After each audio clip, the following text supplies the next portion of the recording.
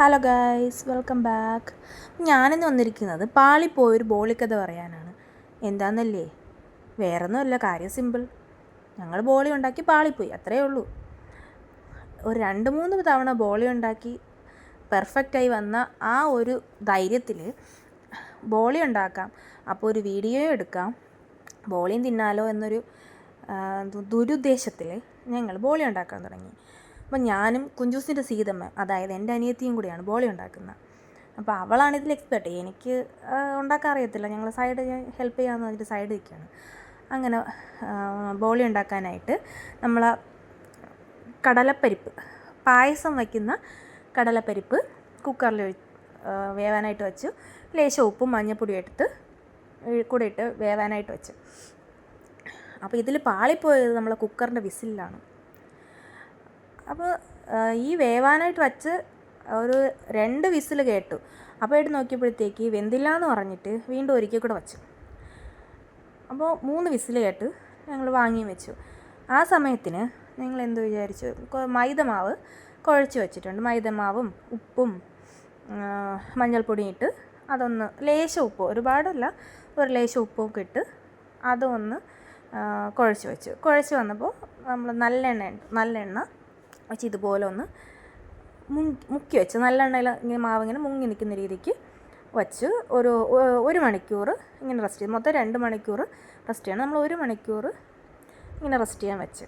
ഈ സമയത്ത് നമ്മൾ കടല തുറന്ന് നോക്കിയപ്പോഴത്തേനും, നമ്മൾ കുക്കർ തുറന്ന് നോക്കിയപ്പോഴത്തേക്കും കടല വെന്ത് അങ്ങ് കുഴഞ്ഞ പരുവത്തിയിരിക്കും. നമ്മൾ ആദ്യം നോക്കിയപ്പോൾ വിചാരിച്ച് വെന്തില്ല എന്ന് പറഞ്ഞിട്ട് ഒന്നും കൂടി വെച്ചതാണ്. പക്ഷേ ആദ്യത്തെ വേവായിരുന്നു കറക്റ്റ്.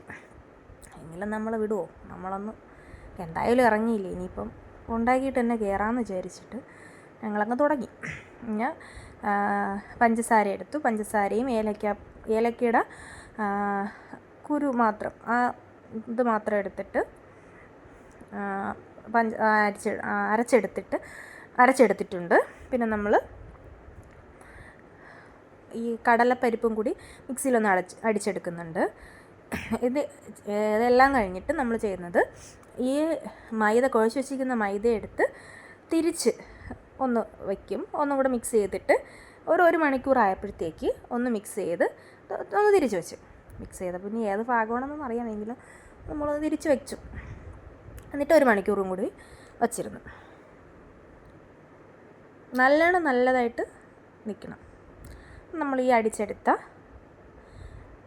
കടലപ്പരിപ്പ് എടുത്തിരിക്കുന്നത് ഇപ്പോഴാണ് നമുക്ക് പാളിപ്പോയി എന്ന് മനസ്സിലായത്.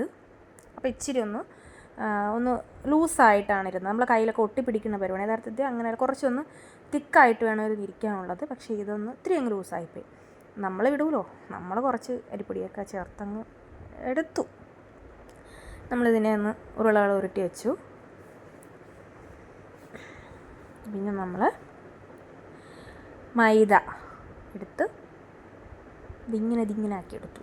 ഉരുള ഉരുട്ടിയിട്ട് നമ്മളൊന്ന് മൈദയാണ്, നമുക്ക് എങ്ങോട്ട് വേണോ വലിച്ച് എടുക്കാമല്ലോ, അങ്ങനെ വേണോ നമുക്ക് പരത്തിയെടുക്കാം. അങ്ങനെ നമ്മളിങ്ങനെ പരത്തിയെടുത്തിട്ട് ഈ ഉരുട്ടി വച്ചിരിക്കുന്ന കടലപ്പരിപ്പ്, ആ ഒരു പേസ്റ്റ് അതിനെ എടുത്ത് നമ്മൾ ഈ മൈദയ്ക്കകത്ത് വെച്ച് ചുരുട്ടിയെടുത്ത് ഇതിനൊരു ബോളാക്കിയെടുത്തു. എന്നിട്ട് നമ്മളിതിനെ പരത്തിയെടുക്കും. ഇത്രയേ ഉള്ളൂ, കാര്യം സിമ്പിൾ.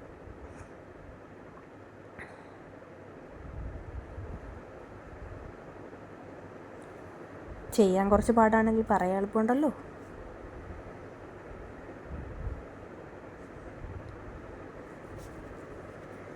ഞാൻ എടുത്തിട്ടുണ്ട്. ഇനി നമ്മളൊന്ന് പരത്തിയെടുക്കണം.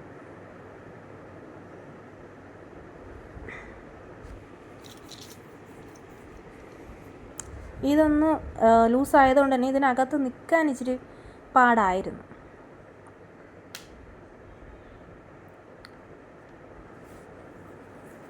പരത്തിയെടുക്കുന്നുണ്ട് പതുക്കെ. നമ്മൾ ചപ്പാത്തിയൊക്കെ പരത്തുന്ന ആ ഒരു അതുപോലെ തന്നെ പതുക്കെ ഒന്ന് പരത്തിയെടുക്കുന്നുണ്ട്. നല്ല തിന്നായിട്ട് പരത്തിയെടുക്കണം ഇതിന്.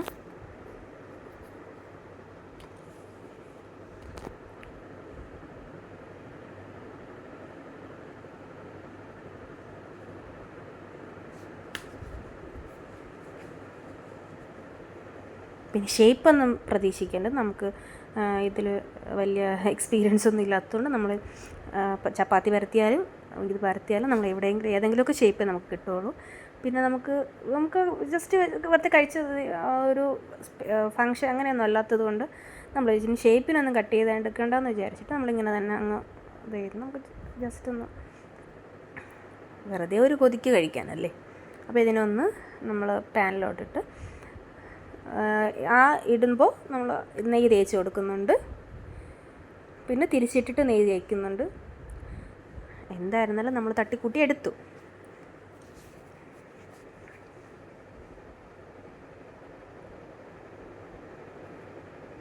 എട്ട് 10 ഉണ്ടാക്കി, നമ്മൾ ഇത്രേൻ്റെ വീഡിയോ എടുത്തോളൂ. പിന്നെ നമ്മളങ്ങ് പായസവും കൂട്ടി അങ്ങ് കഴിച്ചു, ഇത്രയേ ഉള്ളൂ.